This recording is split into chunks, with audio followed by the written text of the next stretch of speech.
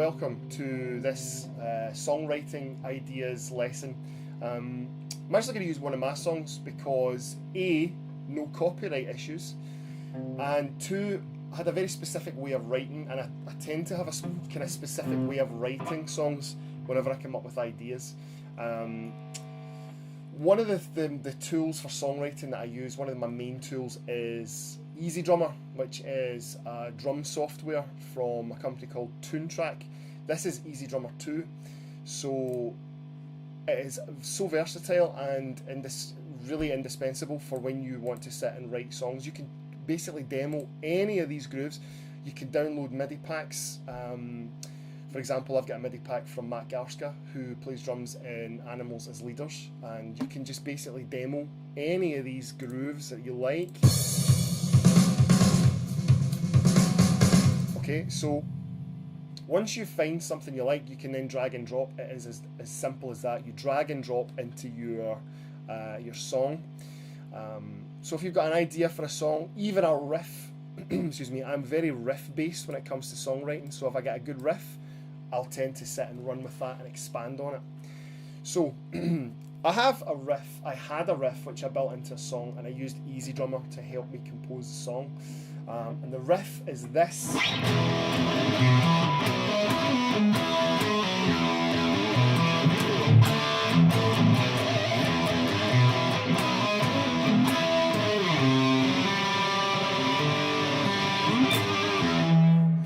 So that's the riff, and I like the title of Lady Lucifer. It's about someone that I used to know, someone quite wild and quite outgoing. And I thought, well, the song should be quite wild and quite outgoing, so I'm going to put that riff in. I'm going to serve it up on a silver platter, make that the focal point of the song. So given that, the structure that I came up with, if I can just bring this in here just now, I wanted the intro to serve up the main riff over the drums. So the intro showcases the main riff, and the drums are quite sparse. They're just a count at the start to keep me in time. I have 2 variations of the verse riff, the second being slightly understated to give the vocals room to breathe and give all the instruments room to breathe. A pre-chorus riff, this one was quite important because I really like the transition between the heaviness of that riff to the pre-chorus riff, which is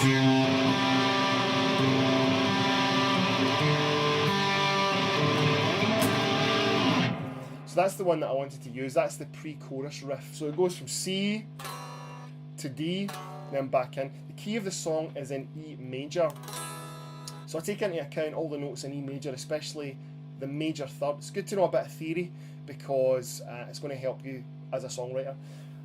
So the major third of E is G sharp, okay?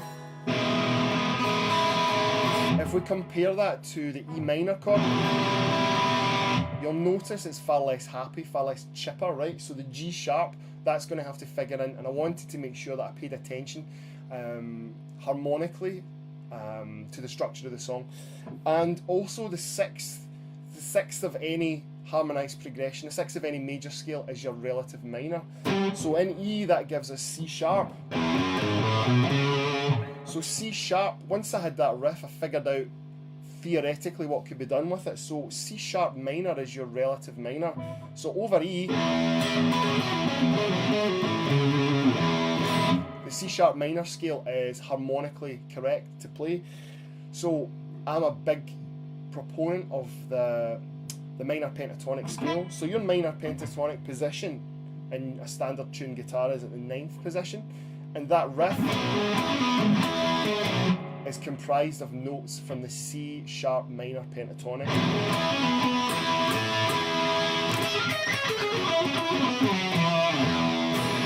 So that's how I figured out what I was doing with that song. So my mindset was pay attention to the third, which is the G sharp, and also employ the C sharp minor, and then everything else will just fall into place, and it did. So that was the pre-chorus riff. The main riff again, then we're going to double up on what we did before with the verse riff and the variation of it for the vocals. We're going to have a heavy metal thrash section for a middle 8 and a solo. The main riff again, and then the outro riff. So, and the E7 sharp 9 chord, I should mention as well, is one of my absolute favourites. So This is just your standard E5. Could end on that, could end on the E major. Prefer to end on this. So let's have a listen to the drums that I built round about that riff and the subsequent riffs that I came up with. So this is the intro section, okay? And it's just that E major riff going up to the 9th position after an 8 count.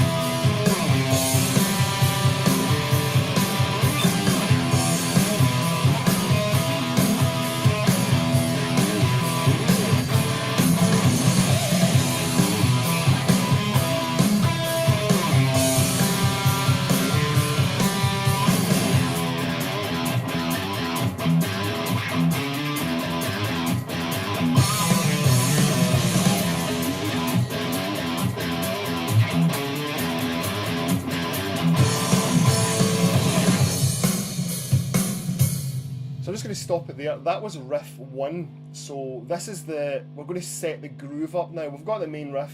Main riff isn't enough for a song though, really. It's just a riff. So you're going to have to put something that complements it. And that just comes from just sitting playing. You just play, have a think about your theory. Again, the theory side of it, I was sitting playing the F sharp, which is the 2nd of E major. If you're playing the G, you're straying into E minor territory. Although I'm bending there because it's in my head that I'm in E major, I'm bending to G sharp. So F sharp. And I'm sliding up there, up from the 6th, from the C sharp to the D. And right there I'm playing an E minor pentatonic riff. And I'm putting in that flat 5th, the B flat, for bluesiness. And I'm putting in a pinch harmonic just to give it some extra, some metal, you know? So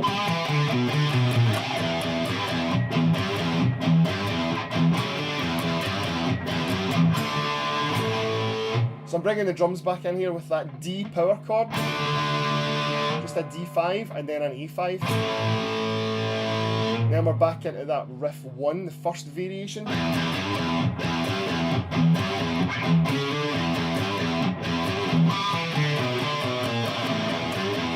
So after that, the second variation of that. So let's play from here.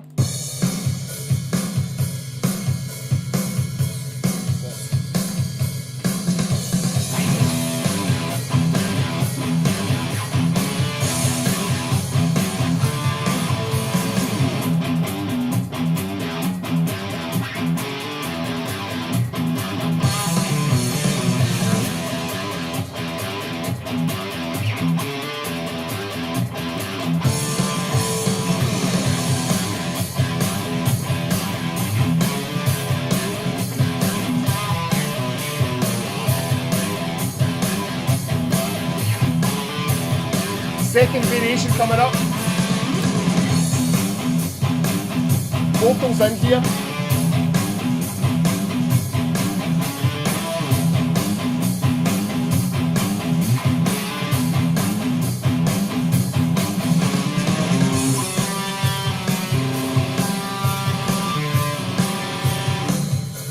So we'll stop it there. That's where the vocals come in. So the guitar comes back, that main riff, that verse riff comes back slightly. So I was muting a lot there. I wasn't going. I was more.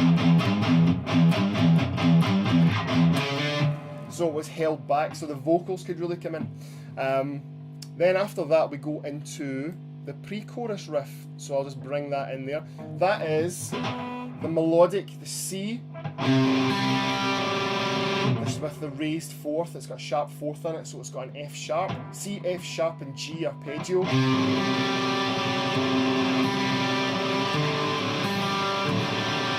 And and then it's just it's a D with that F sharp and the G again. So I'm going to play the drums. The drum part that I came up with for this, I particularly like it, so here it comes.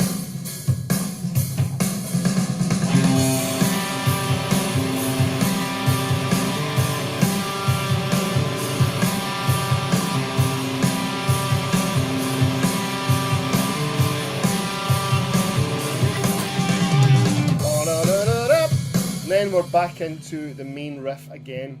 So that all serves us up. We're moving now towards the solo. So we've got the main riff there. We're back into verse riff 1.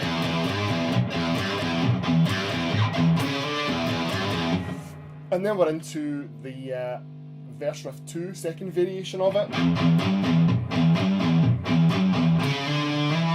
And then we come into the middle 8 section. So from the structure, I can see main riff, verse riff 1, verse riff 2, middle 8 and solo section, okay? So we are going to bring this over now to see, this is very floor tom driven. So when we get out of the last chorus,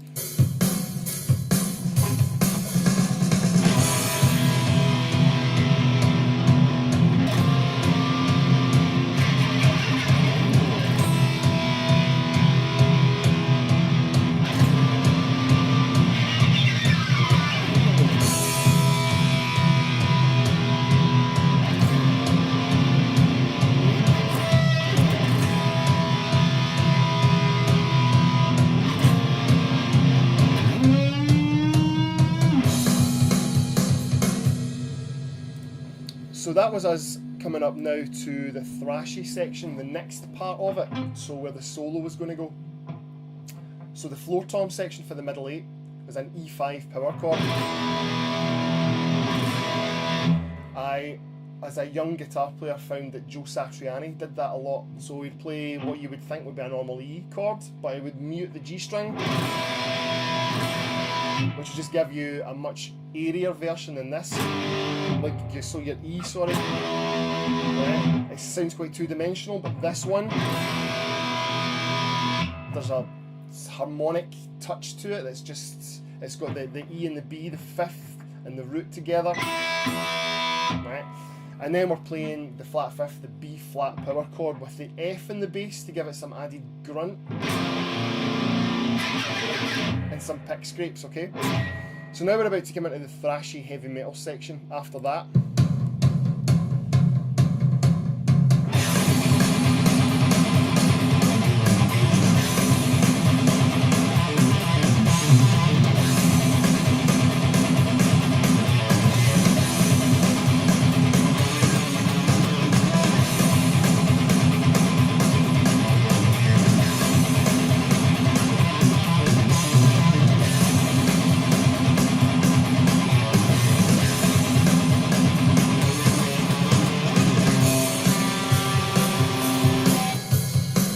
That brings us back around after that section to the pre-chorus riff.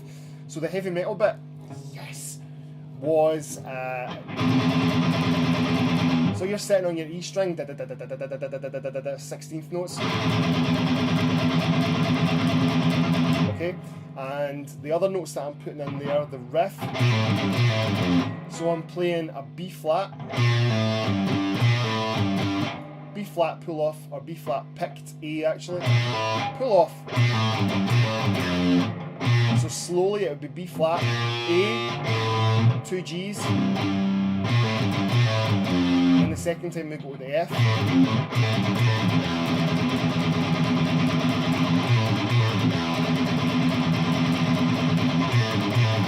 Right, and then after that we go to, I couldn't play that for, I don't know, 2-3 weeks after I came up with it. So a good tip for writing songs is come up with stuff you can't play, because it'll challenge you, it'll push you. It'll push you past what you can do, take you into something that you're not familiar with, which is always great, you know. So that again, slowly.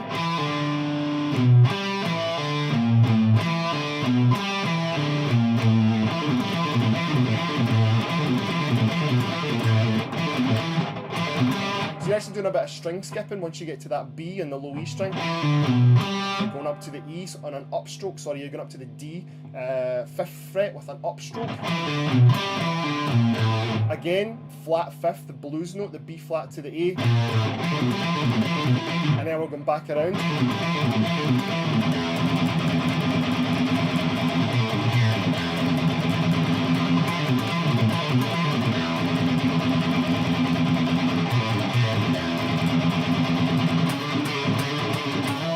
And all that there is sliding octaves. You're going from the fourth up to the fifth. So octave that is 4 and 6 and 5 and 7. So that's a C sharp to a D. Then you're going up to the E. So after you repeat that, then you're going back around. So the solo section that I was playing, so in the recording, when you'll hear it when you purchase it, I'm playing.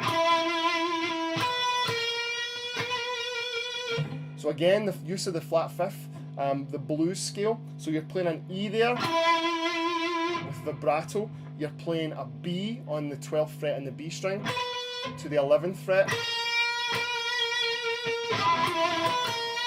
Then we're coming up with a unison bend.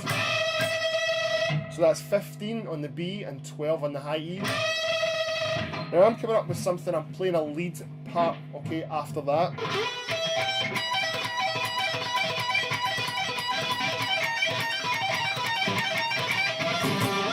So that whole thing there, we're going to play, we're playing, it's like an arpeggio, so we're playing the fifth, the B, the E, then we're playing the flat third, which is the G, then back up to the fifth, which is the B. So this time we're up on the 19th fret. So I'll give you the frets 12, 12, 15, 19. And then we're pulling off 19, 15, 12. And then we're playing the 12, which is the B string.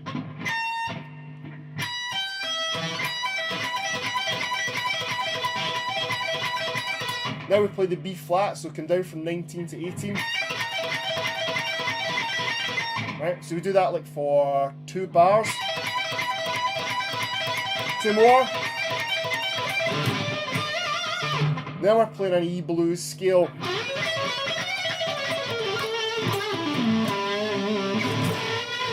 So we're just coming down, we've got some added notes in E blues here. One of the things I like to do is put in some of these notes here from the pentatonic.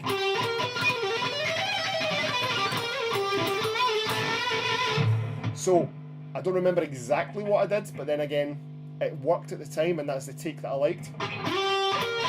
One thing that I'll recommend is something that Dimebag Darrell used to do a lot was symmetrical scales. So if you are playing 12, 15, 16 on these top 3 strings,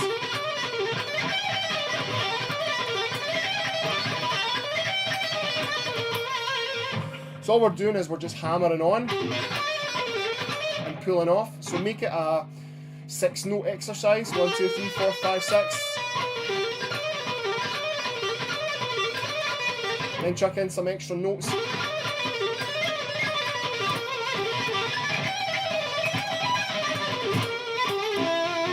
And then come back out with that. So that's by and large my philosophy for the lead solo in Lady Lucifer. So once all that is done, you heard we come back around into the pre-chorus.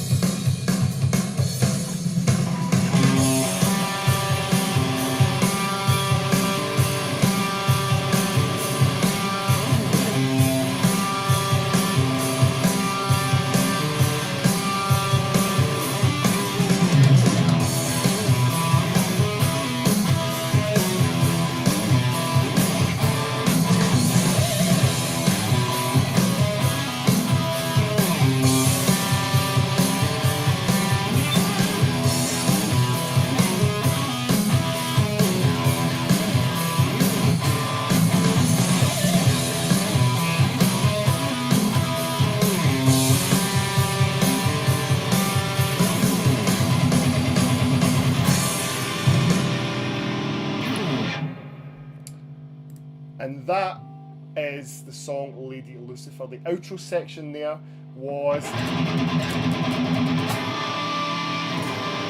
E7 sharp 9. So the Jimi Hendrix chord, you are playing an E, it's major third. G sharp, you are playing its flat 7th, which is D, and you are playing its sharp 9, that note right there, which is G, and that's the song Lady Lucifer.